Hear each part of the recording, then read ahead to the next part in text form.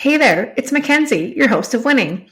We're looking for sponsors for the podcast. If you have a business that you would like to promote to thousands of people, send us an email at podcastwinning@gmail.com or send us a message on social media.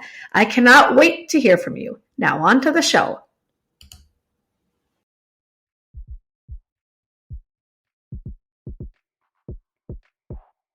Winning is your guide to making it in business. Join our award-winning host and entrepreneur, Mackenzie Kilshaw, and special guests in casual conversations that will educate and inspire you on your business journey.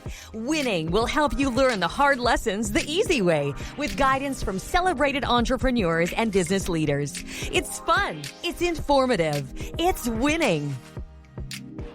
Welcome to Winning. I am your host, Mackenzie Kilshaw.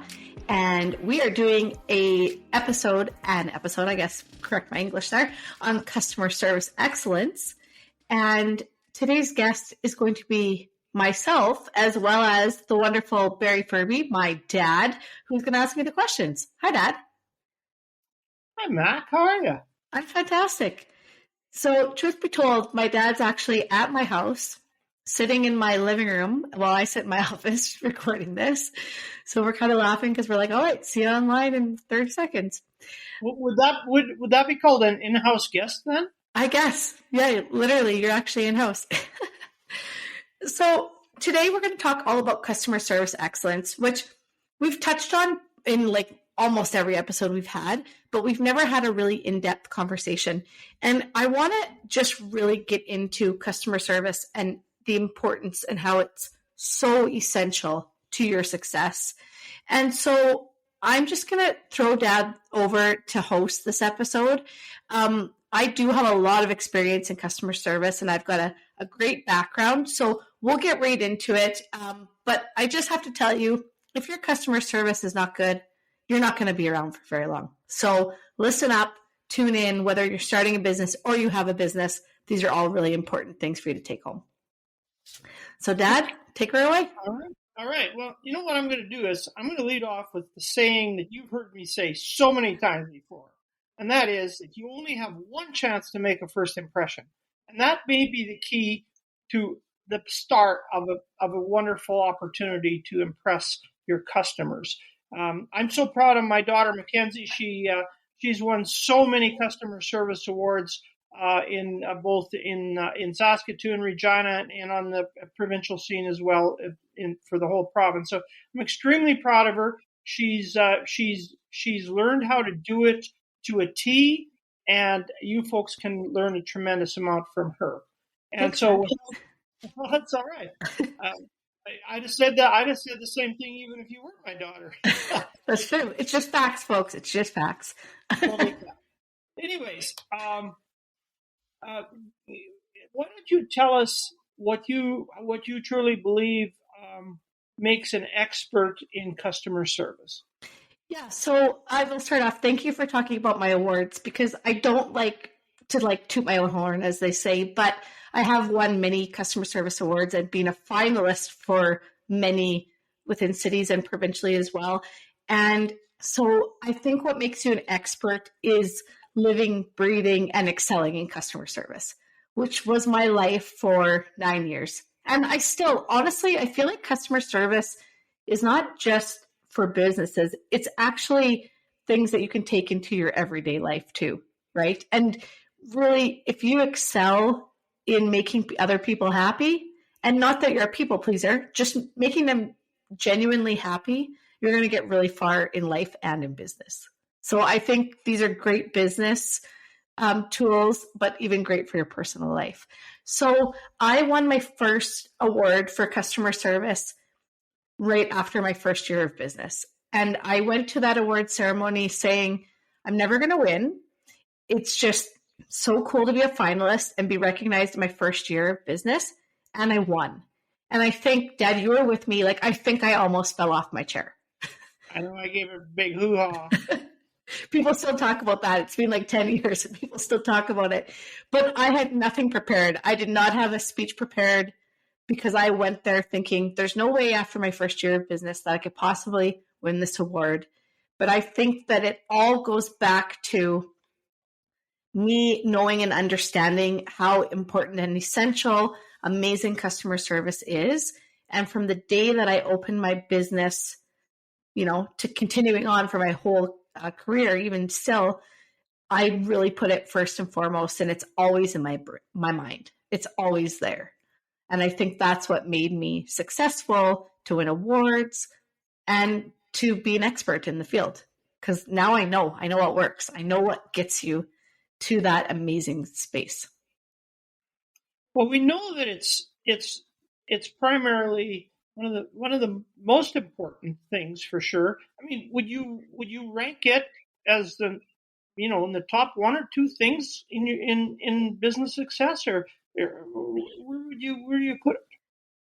Yeah, for sure. It's definitely in the top few things that you need to excel at. The long and short of it is, if you don't have happy customers, or you don't have customers that return, repurchase from you, come back to your service, guess what you have? You have nothing, right? If you don't have people supporting you in terms of buying from you or paying for your services, you don't have a business. So really it is, you can say it's number one, because without customers, you're nothing, right? You do not have a legitimate business. And obviously we're all in business to make money. And the better your customer service is, the more money you will make.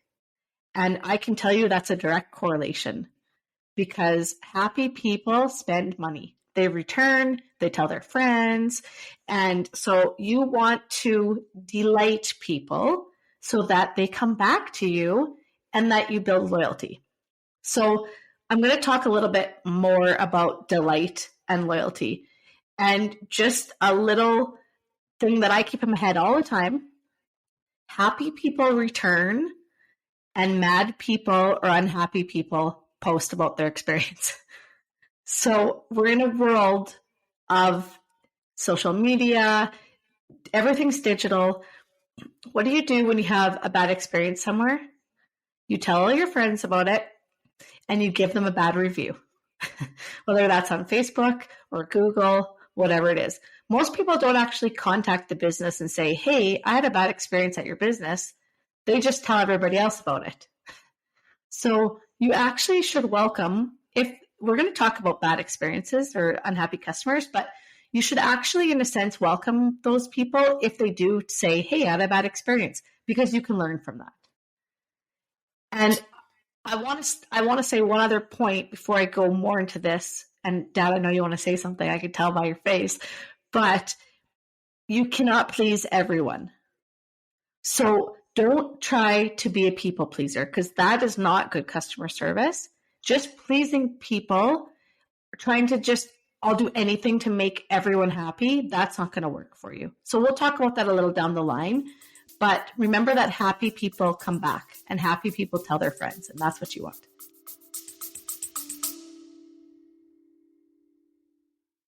A huge thank you to our sponsor, Just For You Day Spa and Wellness. Just For You is Canada's premier day spa with 5 locations in Alberta and Saskatchewan. The award-winning luxury spa features Leah Reese cosmetics and iconic Betty jewelry that you can also purchase online. Visit www.justforyoudayspa.com to book your service or to purchase a gift card. I think too that one of the keys, and I don't know if you're gonna deal with this later, but it just reminded me, is that you have to be genuine in how you do this. If you're one of those people that will tell you everything you want to hear, and it's like a canned fake thing, people despise that. They'll pick up on that right away. 100%. So you have to train yourself to be so genuine in meaning everything you say and do. Exactly. And I mean, in my first business was a clothing store, and I trained my staff and said, don't lie to people. Do not lie to women. If they say, how does this look on me? And it does not look good, do not lie. Rule number 1, do not say, it looks fantastic. Oh, everybody's going to say how great you look in that. If it doesn't look good on them, You don't have to be mean about it, but literally just say, I think we can do better. And that's what I did often, or I'd say, that's not my favorite on you. That's not my favorite color on you. I think I've got a style that you're going to like better. Like, I always made it positive. I would never say that looks terrible on you. But if a customer is feeling slightly uneasy, or they think, I don't think this is the right color, and me or my staff say, oh, that's so fantastic. No, they can sniff that out a mile away, 10 miles away, 100 miles. And they know that's bullcrap, right?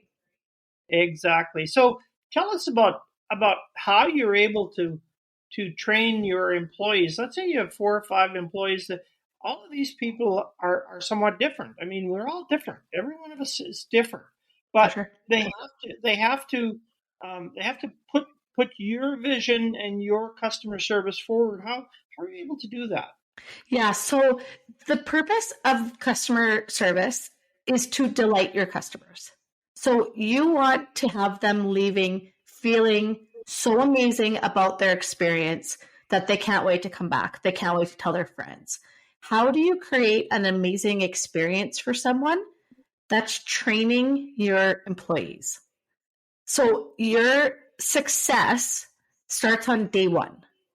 So a part of that is who you hire and who your employees are. You want a team that believes in you and believes in your vision and your mission statement. So what problem are you trying to solve? How are you trying to make people feel? What feeling do you want people to have when they walk into your business, or when they see your name, or they hear your ad on the radio, or whatever it is? So it all starts with the very beginning, your brand. So what do you stand for? For me at my store, it was a lot of it was honesty, right? Making sure we're not lying to people. We're not telling them things just so they buy something, because we'd rather them leave today without buying something, but come back tomorrow and make a purchase, right? So it starts off with your brand, with your mission and your values. So the employees you hire, they have to live and breathe your values and your mission the same as you. When they're on board and they believe it and they know it's true, they will just inherently do the right thing, as I always say, because they want to, right? They're not going to sell something to make the commission. They're not going to sell something or provide the service just because they have to. They're going to want to do it, which is really important. So that's step one. And then step two is the training of your employees. So a lot of businesses, I don't even think that they think about this. We often say you don't know what you don't know, but I'm going to tell you right now, you need an employee training manual and you need an employee handbook. So those are 2 different things. A training manual actually trains them on whatever they need to be trained on. So if you are a retail business, they need to be trained on literally how to answer the phone, how to greet a customer when they walk in the door. They need to be trained on your POS system, so your till, right? They have to know how to enter a new customer into your database, how to pull up a previous customer, how to scan the items through, how to mark an item on sale, how to order something, whatever it is that you do at your checkout, I'll say, they have to know what they're doing. And if they run into a mistake, they have to know what to do to either fix that mistake or to correct whatever the issue is, right? And that might be calling your help desk. That might be, I have to delete this and add it back in. That might be restarting the computer. Whatever it is, they have to know what to do. Because if they run into a snag or hit a problem, they have to know how to rectify it. Because if you're the customer standing there and they're like, it doesn't work and I don't know what to do, like, that's not a good experience for your customer. The other things they need to be trained on is your product or service, or the combination of both. So when you're talking about retail, they have to be trained on every item that you sell. And not only trained on the items, so that's knowing the brand, maybe knowing where the brand originates from, knowing what the product or item is, what it's used for, alternative uses. They also have to know other ways to maybe I don't like the word upsell because I think it sounds kind of sleazy, to be honest with you. But they have to be able to add complementary products onto a sale. So for someone that's maybe purchasing a new dress, oh, this necklace goes really well with this dress, right? So adding additional items on that, yes, encourages a customer to purchase more, but also either completes the look, or if they're buying, let's say they're buying new plates for their home, there's matching bowls, there's matching glasses, right? It's showing them. It's not pushing them to buy it. It's offering them the additional complementary items. It's no different than when you go to a service. You get a haircut, your stylist will say, I think that you'll love the shampoo and conditioner. Your hair is a little dry. You need the moisture. And they tell you about the items. They're not trying to be pushy so that you buy the shampoo and conditioner. They're trying to help you have nicer hair, right? And that's what a good salesperson does, but that's also what a good customer service person does, is lets you know what's available for you and what your options are, right? Maybe that's showing people items in different price points. That's showing them, hey, you came in for A, you told me, because I asked you questions about it, you told me what you need, but I don't think you actually need A, I think you need B, right? And that's letting them know the different variations that are available to them, and not just selling them product A they came in for. They go home and realize this isn't what I needed, and they come back. Do you think that customer is going to be happy? No, they're not, because they had to come back, right? So if you solve the problem to begin with, it might not be what they came for, but if you can ask questions and find out what they actually need, that's a delighted customer. So employees need to know all of this. They need to be trained on all of these things. So that is your employee training, right? They need to be trained on literally everything. How to open a store, how to close a store, how to reply to an email. And these things might sound very basic, but they all have to go back to your brand, right? You want them to align with your vision and your mission. And if they don't, there's going to be problems somewhere down the line. The other thing that the employees that's so important is they need to know not only your product offering and how to, help a customer and bring them through their till, they also have to know your policies and procedures. So how you do things. And every single person that works for you, and it doesn't matter what level of a company, if you might have a company with 20 people, your CEO and your front end or your receptionist will say, they need to be trained and know the exact same way to do everything, so that it doesn't matter who someone talks to, they're getting the same information and the correct information. Really important, right? The correct information. It can be as simple as knowing your hours. Because let's say the receptionist steps away and someone else answers the phone and they say, what time are you open till tonight? They have to know the answer to that. So really important to train your employees. It starts at day one. On-hand training is fine, but they still need a reference to be able to go back to.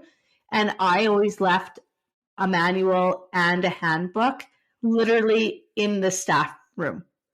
And if there was ever changes, those changes got communicated to everyone. Those changes got printed out and put in the book, and whatever information was old now got removed. It's so important. You have to keep on top of this, because if you don't, you can have massive train wreck. And when everyone's trained the same, that will delight your customers, because they know what to expect and they know the offering that you're giving them and the quality of service that they're going to get. And that's why they come back, and that's why they tell their friends. And that was a very long answer, but it's all extremely important. One of the things that you did, Mackenzie, that I thought was very clever was that you had your staff always wear brands from the store, yep, so that the customers could visualize what it looks like on a real person. So you want to comment on that? Yeah, for sure. Super important. So retail, clothing store, obviously, wear the clothes. How does it fit? Well, I'm typically a size medium, but I found this to be really oversized, so I got a small. You just have that firsthand experience. if you are a service, I have to say one of my pet peeves is when I go to a restaurant and I say to the server, I like the look of the chicken. I like the look of the beef. Which one do you prefer? Or which one do you think is better? Right? Because maybe they don't eat beef. I don't know. But which one do you think I should get? When they say to me, I don't know. Like, I've never really had either of those, so I'm not sure. I want to go to the manager and say, you need to train this person. Because I'm not saying if they don't eat, maybe they're vegetarian, they don't eat meat. That's fine. They don't have to have eaten it, but they should be trained on, well, this is the ingredients in each thing. This one I can tell you is the beef is our most popular dish, right? That has nothing to do with them personally eating the dish, but they have some information to help me. Because as soon as they say, I don't really know, that makes me not really want to eat there. Because I want them to tell me about what I should order. And that sounds a little funny, but if you've experienced that, I think you'll understand. Yeah, for sure. I mean, many times they'll say, well, I know that a ton of people order the chicken and I've heard nothing but, they've been just rave about it. And it's one of our specialties. That just makes you feel positive about moving forward. You get your cough under control there. We'll carry on here, girl. I hope I muted that because I just had a little coughing fit. And I apologize, folks. I've had a cold for like 2 weeks. It's just killing me, Smalls. But yeah, you're right, Dad. Like, they have to at least know something. They have to have something to tell me. And to say, I don't know, that's not an answer. You don't ever want your employees to say, I don't know. If they say, you know what, I'm not sure. Like if let's say somebody's gluten intolerant and they say, I'm gluten intolerant. Is there gluten in there? They might not know. Like maybe they just don't know. But what you say then is, I don't know the answer to that, but I'm going to find out for you. And be back in about 2 minutes. Exactly. And then they ask someone else that does know the answer, right? So if you have staff telling people, I don't know, and it stops at that, you need training. 100% of business owners will have dealt with this next question that I'm going to pose to you. And that is, there's going to be times when an employee makes a mistake. An employee really doesn't know the answer, just like we just spoke about at the restaurant. Yep. Or handles something very, very poorly. How do you, obviously there's damage done already. How do you do damage control with the customer? And how do you deal with the employee? There's sort of a double question here. Well, that's a great question, Dad. And it all goes back to proper training. Because listen, we're human beings. We all make mistakes. And 95% of people understand that. But if you don't train your staff properly, those mistakes are going to happen all the time. You're going to have unhappy people, right? And what's the worst thing that happens if somebody makes a mistake or something happens and they act like nothing happened? Right? Like if you make a mistake, own up to it and say, I'm so sorry. Even if as the employee at that point should say, I'm sorry, I rang this through wrong. I'm sorry, I didn't give you the discount. I'm just apologize for whatever the mistake they made.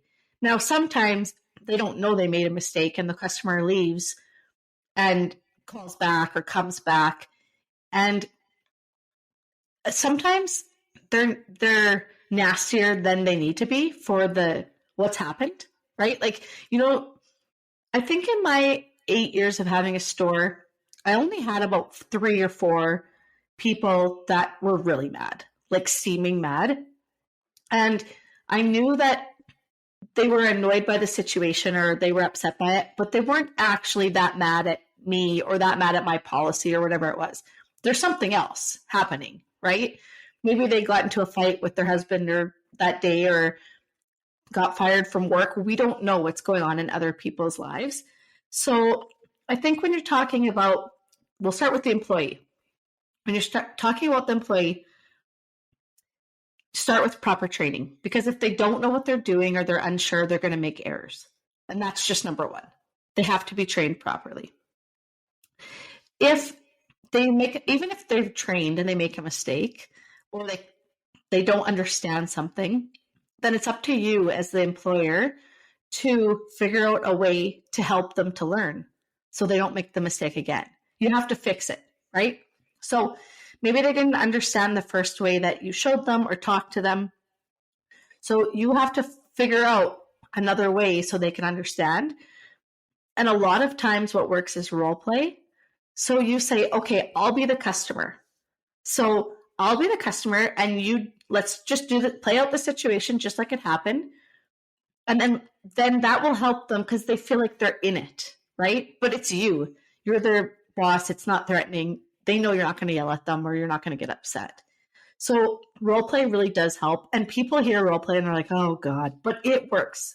I'm telling you, it works. I did it for years. I did it when I first trained employees. They had me one-on-one for a couple of days. And I was like, okay, I'm your customer. And I would just pretend to be a customer. And then they got to practice because it was a safe zone, right? So starts out with training them. If the training doesn't stick, I'll say, figure out a way to get them to understand. And just go at it easy, right? Like, don't be like, why don't you understand this? Because clearly they don't. So just, take a breath as the person that's training them, or if you have a trainer and that's their job, whatever it happens to be, but show them some different ways to help them understand. And frankly, if they don't get something, they might not be the right fit. Like if they make the same mistake over and over and over, and you've shown them and shown them and shown them in different ways, and they still do it wrong, you should probably move them to a different area, or maybe they're not a fit for your business, right? And that's kind of a hard pill to swallow, but it does happen. On the customer side of things, so if something's been handled improperly or poorly, you really need to talk to that customer, you as the business owner, or if you're a larger business and you have someone in charge of customer relations or a customer service manager or something, for them to reach out. Because if you don't fix that problem, it can turn into something much larger.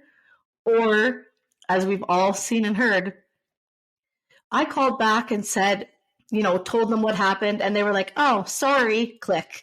And, and you think then, well, that business doesn't care if they didn't even hear me out or try to empathize or whatever. So I would personally, it only happened a few times. I think one time, something happened with our debit machine and my staff member didn't think that it went through their credit card. So they ran it through again. And at the end of the day, when we were balancing our till, that person's credit card was charged twice. So I immediately refunded the second charge at that moment because we knew it happened. So immediately refunded, and I picked up the phone and called the customer. And I apologized. And I'm going to talk about apologizing in a minute because that can go two ways, but I apologize. I'm so sorry. We accidentally charged your credit card twice. Don't ever throw anybody under the bus. Don't say my employee messed up and they screwed up and whatever. No, just say we accidentally did this. We've refunded you. So in that case, it was just like I had to refund them the money. There was no questions asked there. And I also, in that case, I said, I feel bad and I'm glad we caught this, but I want to give you a gift card for your next visit. So I just sent them an e-gift card for, I don't know, $30 or something. I don't remember what it was, but so that it made them want to return, right? So that's a situation that we caught the error, we rectified it, we apologized and empathized with the customer to make it right. Now, sometimes when I talked about apologizing, sometimes you have a customer that's wrong.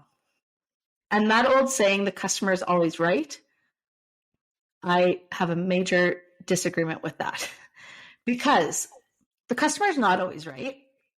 And I'm sorry to tell you, but there are people that will try to screw you. And this happened in my business a few times. one time in particular, which I'll share this story because I still get a kick out of it. I was at the store. I think it was a weekend because it was pretty busy. And a lady came in to buy a shirt, I think outfit, but shirt for an event. And one of the things that I did to enhance customer service was offered free alterations. So if you needed a basic alteration, I paid for it. That was part of me delighting customers. So I said, I think you need the sleeves shortened. They were too long. And I said, I'll call my tailor, see if he can, because she needed this for like 2 days later. See if he can get you in quick. And then you can wear the shirt. Yep, sounds great. So she purchased the shirt. And I called our tailor and he said, no problem. I said, if you're able to go today, he can have it done for you tomorrow. She said, I can. So she went, took the shirt to get altered. Now, part of our policy, which was written right on by our till, we had a sign by our till, which is very important for return policy, exchange. You need a sign by your till so customers know. We also had that on the receipt. So right on the receipt, it said, any item to be returned must be new, unworn, unaltered, with tags attached, returned within 7 days. Right there. And so she saw it at the till. She saw it. And I trained my staff to also say, all right, this is getting altered, so it will be a final sale. Now, I can't tell you for sure. I'm 99% sure my staff told her because they're very well trained. But sometimes that does get missed, which is an error on our part. But she still had, the sign and on the receipt. So that afternoon, someone else came in and needed something hemmed. And I had something personally at the tailor. So I said, I'll drop it off for you. So to save the customer. So I dropped it off. And he had her shirt hanging there, which he had already finished altering. So that shirt's not coming back. I'm there and I paid at that moment for that shirt to get altered. So I leave. Life is great. Like a month later, I worked alone at my store on Mondays and Tuesdays. So I'm at work all day Monday. Nobody phones. Nobody phones and asks about returning. Nothing. There's no phone call. There's no messages. There's nothing. On Tuesday, this lady comes in and says, I want to return this shirt. And I looked at her and I said, okay. And I knew who she was, but she could have been there to buy something else in the meantime. She brings the shirt out. And she said, I called yesterday and asked if I could return the shirt. And the woman that I spoke to said, yes, I could. Well, ding dong, I was the only person there yesterday and no one called. And I would definitely have known. I would have looked it up on the computer. She can't return it. And I said to her, I'm sorry, we're past the 7 days, but also this shirt has been altered. And she said, no, it hasn't. And I said, yes, the sleeves were altered. No, they weren't. I said, did you not take it to X, Y, and Z tailor to have? Nope, I didn't. And at this point, I 100% know that she's in the wrong, but I don't want to be mean about it. But she's trying to scam me, right? And I said, I'm positive that I saw this shirt at the tailor.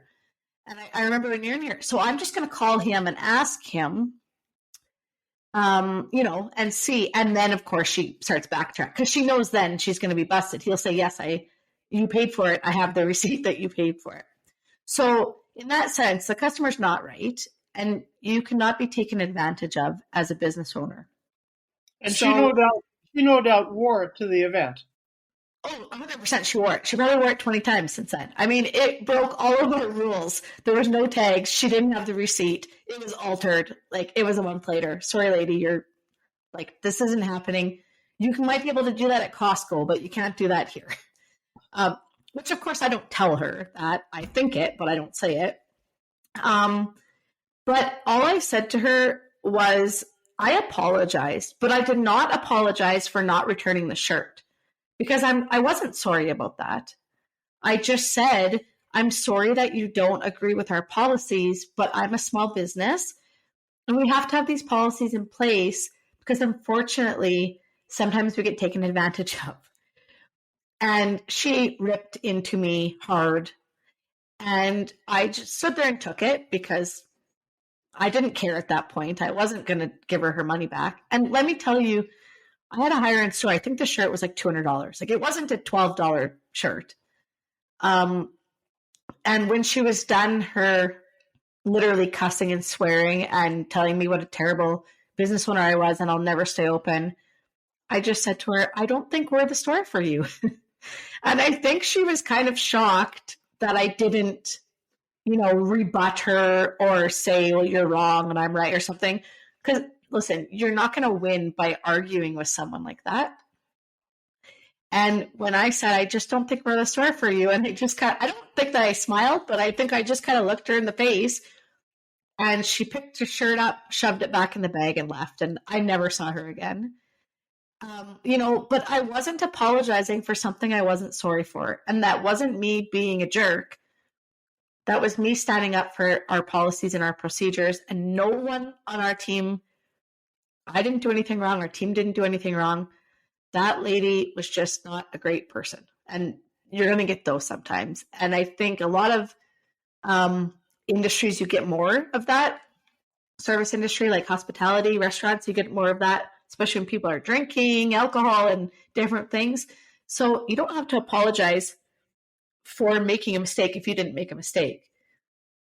But you can empathize with them and, say, I'm sorry that you don't appreciate our policies or procedures. You can do it like that, more empathy. The other thing is making it right. And I think when you're dealing with someone that is unhappy like that, and you have made a mistake, there has been an error on your part, I would just ask them, I want you to be happy and we made a mistake. What would make you happy? Like, what can I do for you today that's going to, when you leave here, that you're going to feel good about it? And sometimes their answer was the smallest thing. Like, nobody said, I want a $500 gift card. Not one person said that. They would say, give me 25% off the next time I buy something. Or can you give me any kind of a discount on it? Or whatever it was. And there was always something I could do. Because even if I had to give them back a little bit of money or give them a gift card, if they left happy, that was more important to me. So make sure you make it right with the customer, especially if your team makes a mistake. Okay, let's talk about the glass half full for a minute here. Going above and beyond, and how important that is, and what effect that has on your business. Yeah. So we had a sign in our back room and our staff room that said, "Go the extra mile. It's never crowded." And that's very true for customer service, because most businesses just do the bare minimum that gets them by. And they do enough that the customer leaves satisfied, or maybe happy, but not like excited about it. But if you do those little extra things, like I said about the free hemming, people came in, would you like a coffee? A husband and wife came in, and the wife's looking for a new outfit for an event. I had these big loungy chairs for their husband or their kid or their friend to sit in. Hey, do you want a coffee? Hey, do you want a Coke? Do you want a water? I supplied those items. They cost me money, but now the husband is sitting there, or the child. I had puzzles for kids and treats. Of course, we always asked the parent if that was okay before we offered it to the child. But if the husband, child, friend are really happy and comfortable sitting there, mom doesn't have to try to entertain the child while she's trying things on. B, husband's happy. His wife's getting a new outfit that she looks good in. So he's extra happy then. And they're not rushing the process. Like, hey, let's go. Right? They're enjoying sitting there. So delighting, going that extra mile is going to really propel you. Delighted people return to your business. Delighted people enjoy that they know what to expect. They know what you're about. They agree. Like, so your vision and your your values, when they align with that and what you're about, and this comes from how you treat people, this comes from how you train employees, this comes from your advertising, this comes from your social media posts. If they know it's important to you and they align with that, they're going to come back. So, I mean, word of mouth, right? Like when somebody's happy and they're loyal to you, they tell everybody about you. You need to go to this place and you need to ask to speak to whoever, because they're my favorite they're my favorite waiter. Ask to sit in this section of the restaurant. That's my favorite waiter, right? So when you delight people, they spread the word for you. And guess what? It's free, right? Like that's free. Word of mouth, positive word of mouth is a free advertising tool for you. And it builds loyal customers. So delight your people, go above and beyond, give their kid a puzzle. I held babies that barfed on my shirt. Like literally that helps a mom that just had a baby that needs a dress for a wedding. She's tired and her baby's crying, but me holding that baby and soothing that baby allowed her to have a more enjoyable experience. That is worth it, right? And it was all things that were important to me to make sure that my clients had a great experience. And I even love, like the other day I went for an oil change and they're like, would you like a coffee or a pot? I was like, at the oil change place? I was like, heck yeah, I do. Right? Like that delighted me because I was not expecting that at the Jiffy Lube or whatever it was here in Swift Current. Awesome. I can remember, this is a number of years back at 252. I popped by on a Thursday afternoon just to say hi to Mackenzie. There was 3 or 4 women in the store, all looking at dresses because there was a gala event on Saturday night and they needed something. Yeah. You were working the room like unbelievable. Like what are the tips and tricks to be able to deal with that beautiful time? But when you have to take care of multiple customers. Yeah, so Murphy's Law, like as soon as somebody goes on a break or their shift's done, it's going to get busy. We all know that. Or like, oh, it's 8 p.m. at a restaurant, things are winding down. You're like, oh, the rest of the night's going to be busy. And then like a group of 20 come in that were just at an event that want to eat. Like it's always going to hit you at your worst expected time. So you better be prepared. So I'm going to go right back up to the top of our episode here. Employee training. Train your employees. If it gets really busy, what do? So we need to prioritize customers. We need to multitask, right? So starts with training. And whatever it is in your business that it's up to you to prioritize that, right? And to tell your clients about that. So for example, if I had somebody like that time, and I don't remember that, Dad, but that happened quite a bit because there would be a group of 4 or 5 ladies and be like, oh, y'all want new jeans. Well, guess what? People don't buy or try on 1 pair of jeans and buy them. They try on like 6 pairs of jeans. So my theory was the person that's going to take the longest, get them started first. Because while they're trying on a pair, I can be helping somebody else, right? So that was kind of my theory. But set your rules and make sure you teach your employees and train them as to what you do in that situation. Multitasking is going to go a million miles away because, okay, so one lady's trying on, one lady, I say, you know what? Look around to all the women. Look around, find a few dresses you like, and I'm going to come around to each of you and ask you kind of what you're looking for, what size you wear, and I'm going to bring you some things too. Right? Remember at the beginning, I said show them different offerings because they might not pick a dress, but I might know it's going to look good on them. So they would all kind of get started, and then I'd go around to each one. I'd grab a few dresses. I'd get them started in a change room. Then you've got somebody else that comes in. Oh, I'm just here to pick up my package that I ordered online. So while they're trying on, I can slip to the back, grab that package and bring it out and say, here you go, enjoy. Do you want to try it on here? You're going to try it on at home. If it doesn't work out, you've got 7 days to bring it back. And I tell them that little spiel while the other women are trying things on. Now, remember the coffee, pop, and water. I might have to still offer that. And all I would say is, you guys, you know what? I've got, and maybe at that time, I can't make coffee because it's just literally too busy. So I just don't offer them coffee. I would say, can I grab anybody a bottle of water?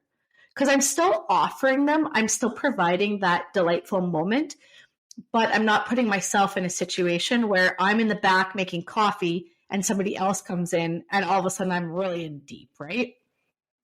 If you're at a business that you have other people that can help you, go ask for help.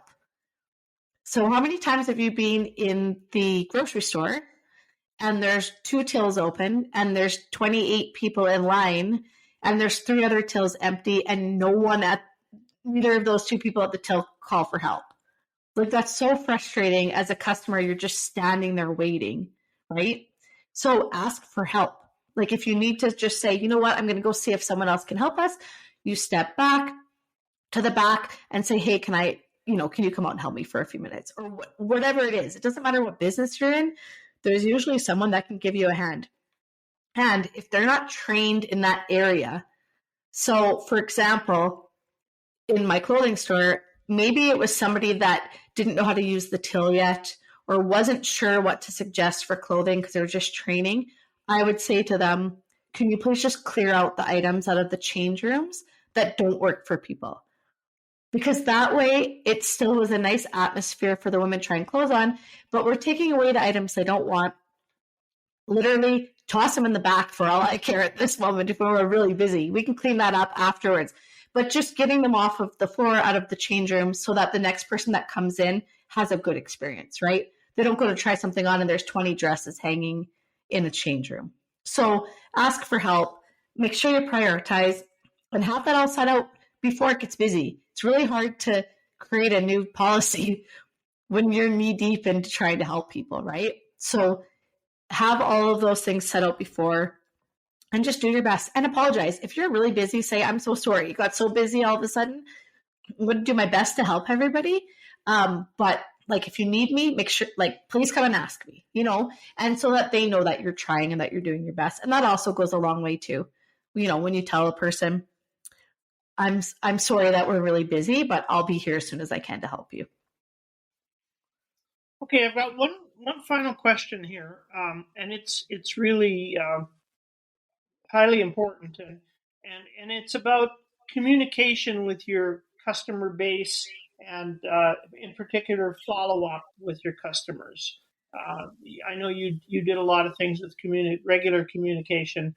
You want to elaborate on that? Yeah, I think people honestly either forget about this or don't even really know that they should be doing it. And that's following up with your customers. And it's a few ways. One of it is just being genuinely interested. How did that outfit work for you? Do you love your new jeans? Like, just literally being just polite and friendly about it. The other aspect of it is you always want to ask your customers for feedback, because there might be things going on that you're not aware of, or there might be small tweaks in your business that you can make to delight people. Like, maybe they're happy, but maybe one little movement of something can delight them. And so you want to get continual feedback from your customers. So it is essential. And if you're not doing it, you need to start. You can make these things automated. Like, I'm not saying you need to phone every person that comes to your business, say, how was your service today? Because that's not practical. But there are so many ways now that you can send a survey. We've all gotten them, right? You get an email survey afterwards. You can send them a message through social media. You can send them a message through your POS system. So your like where you bring someone through at the till. And I would have those set up for like a week after their purchase, so that they had time to, wear the clothes or whatever it was, and just say, literally give them and make it easy. Like, I don't want an essay from them. It's not like short answer, but like, how did you enjoy your visit with 252 Boutique? On a, 1 to 5, where 1 was terrible, 5 is amazing. How was your service? Was your checkout fast? Right? Just a few things. And then any comments you want to give us, or any, and then they could say, oh, Delaney helped me. She was fantastic. Please tell her thank you, right? So, or they could say, you know what? I didn't have a great experience. I came in there and there's 4 women and you were running around like a chicken with your head cut off. And I just was there to pick up my package and I waited 15 minutes and I didn't appreciate that. Because that could be what you get. Like, expect that there might be some negatives in there. But if you're continually asking and maybe you keep getting things back saying, I went to pick up my package and I had to wait 10 minutes, ding, ding, ding, that's a problem. You need to train your staff on that, right? The more feedback that we get from our clients, the better business we can become. And oftentimes it's small things, right? It's just little things that we can change. And if people don't reply to the survey, so what, right? Enough people will reply, or enough people will get back to you on things that it's worth it. And like I said, most of those things you can set up to be automated. You don't have to do anything. It's just, after their purchase, it starts happening. So look into that. And calling people, like our top clients, and when I say a top client, this does come down to dollars and cents, but the people that spent the most money at my store, I always sent them a Christmas card and a Christmas gift. I lots of times message them after. Thanks so much for coming in today. It was great to see you. I had a great visit. Enjoy your holiday, whatever it was. And those little touch points, I didn't do as a sale. Like, I didn't do it to be like, oh, they're going to come back next week to buy something. I did it because I genuinely hope that they had a good experience, or genuinely hope that they had a great trip or enjoyed the event or whatever it was. And I think the more genuine you are and the more real you are, then that goes a long way. And if something didn't go well, you can message them and say, I'm so sorry. It was so busy today. I did not give you the service that I know you typically expect from us. And Tuesdays are usually our quietest day. So come back next Tuesday and I'll show you some new stuff I think you'll like, right? Because that also goes a long way. So it's so important. Customer service, people don't realize the impact it has on your business. And when your customer service is awesome, your business is awesome. And I can tell you that from experience. Well, thank you, Mackenzie. It's been my pleasure to be on my third podcast with you now. And I don't know if I'll get invited back or not, but if you need me, I'm here. Thanks, Dad. I appreciate it. This episode is so important because it is so important, right? And I think it would have been really boring for me to just sit here and talk for 52 minutes. So thanks, Dad. I really appreciate it. And I learned a lot of my customer service skills from you. So kudos to that. Thank you. And for everybody listening, thank you so much for tuning in. If you have messages about customer service, send me an email, send me a message through social media. I would love to help you out. And thank you again for listening. We'll see you on the next episode. Thanks for listening to Winning. Be sure to subscribe to get all of our new episodes. If you enjoyed this episode and you'd like to help support the podcast, please share it with others. Post about it on social media and leave a rating and review wherever you listen to Winning. To catch all of the latest from us, you can follow Winning Podcast on Instagram at winning_podcast, Facebook at Winning Podcast, and on Twitter at Winning Pod. Winning was created and is produced by me, Mackenzie Kilshaw. Music created by Summer Firby. Editing by Seth Armstrong. Special thanks to Shauna Foster for voicing our opening. Thanks again for listening, and I'll see you on the next episode.